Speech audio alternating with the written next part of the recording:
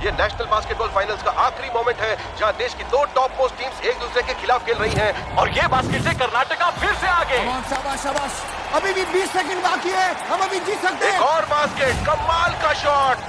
ये बास्केट बहुत जरूरी है, अगर तूने डाला तो हम जीत जाएंगे। Come on. ये कोई जगह पाक करने की? अदालत इनके टैलेंट का सही उपयोग करना चाहती है। दोस्तों, स्वागत है आपका हमारे YouTube चैनल पर। अगर आपको दिल छू लेने वाली कहानियां पसंद हैं तो इस वीडियो को एक लाइक जरूर कर दीजिए और शेयर करें अपने दोस्तों और परिवार वालों के साथ।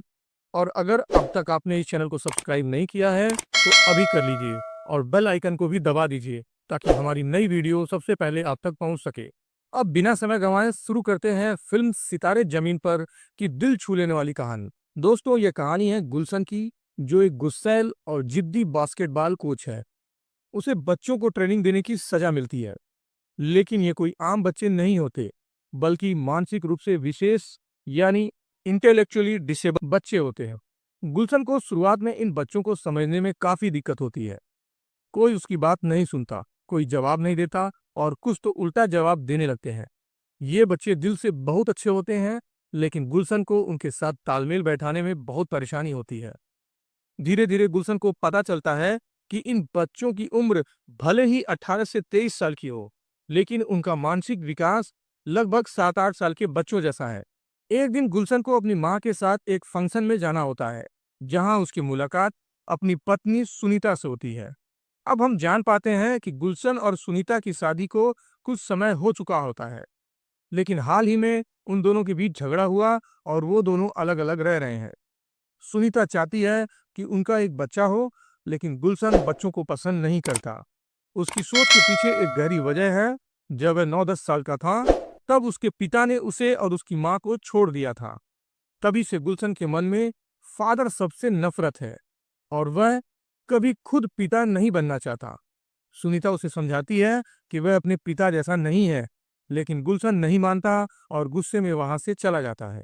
अगली सुबह गुलशन फिर से बच्चों को ट्रेनिंग देता है। अब वह उन्हें ध्यान से समझने लगता है। उसे हर गोविंद नाम का एक लड़का मिलता है, जो खेल में काफी अच्छा है, लेकिन बहुत ही चुपचाप और अलग थलग रहता है। बाकी बच्चे बास्केटबॉल में बहुत कमजोर होते हैं और उन्हें बेसिक्स भी नहीं आते। गुलशन बहुत परेशान हो जाता है और अपनी माँ से कहता है कि वह इन पागल बच्चों को नहीं सिखा सकता। उसकी माँ उसे समझाती है कि वे बच्चे पागल नहीं हैं, सिर्फ बाकी बच्चों से अलग हैं। जैसे गुलशन खुद बचपन में अलग था, लेकिन उसकी माँ ने उसका साथ नहीं छोड़ा। यह बात गुलशन को छू जाती है और वह बच्चों के लिए अपना नजरिया बिल्कुल बदल देता है। अब वह उन्हें दिल से समझने और ट्रेनिंग देने लगता है। वह करतारपारी से हर बच्चे के बारे में जानता है। करीम, जो सुबह 4 बजे उठकर होटल में बर्तन धोता है। गुड्डू, जिसे जानवर बहुत पसंद है, लेकिन वो नहाता नहीं क्योंकि बचपन में नदी में डूब चुका था। सतवीर, जो गाड़ियों का एक्सपर्ट है और खुद के पिता का गैराज संभालता है। शर्मा जी, जो कैफे में काम करता है और जिस पर 10% छूट मिलती है अगर उसकी बात समझ आ जाए। लोटस, जो डाई फैक्ट्री में काम करता है और हर हफ्ते बालों का रंग बदलता है। राजू, जिसे पौधों से प्यार है। सुनील, जो हमेशा हेलमेट पहनता है और सोचता है कि उसे कोई बीमारी है, लेकिन प्लेन्स को ट्रैक करने में एक्सपर्ट है। अब गुलशन को इन बच्चों से लगाव हो जाता है। टीम का नाम रखा जाता है सितारे टीम और टूर्नामेंट शुरू हो जाता है। पहला मैच जीतने के बाद बच्चे बहुत खुश होते हैं और एक छोटा सा सेलिब्रेशन करते हैं। इसी दौरान गुलशन गुड्डू के पानी के डर को दूर करता है। एक डूबते हुए चूहे को बचाकर गुड्डू अपने डर पर जीत पा लेता है। इसके बाद चंडीगढ़ में एक और मैच होता है। करीम को छुट्टी नहीं मिलती, इसलिए उसकी जगह गोलू नाम की लड़की टीम में आती है। गोलू गुस्सैल लेकिन तेज दिमाग वाली लड़की है। एक मैच में वह विरोधी प्लेयर पेड्रो को उसके प्राइवेट पार्ट पर मारकर बाहर कर देती है और टीम मैच जीत जाती है। बस से वापस लौटते हुए बच्चों को ड्राइवर पागल कहता है और बस से उतार देता है। इस पर गुलशन गुस्से में आ जाता है, लेकिन वह बच्चों को नहीं डांटा, बल्कि समझता है कि इन्हें पब्लिक ट्रांसपोर्ट से ले जाना मुश्किल है। वह सुनीता से मदद मांगता है और सुनीता एक प्राइवेट बस का इंतजाम कर देती है।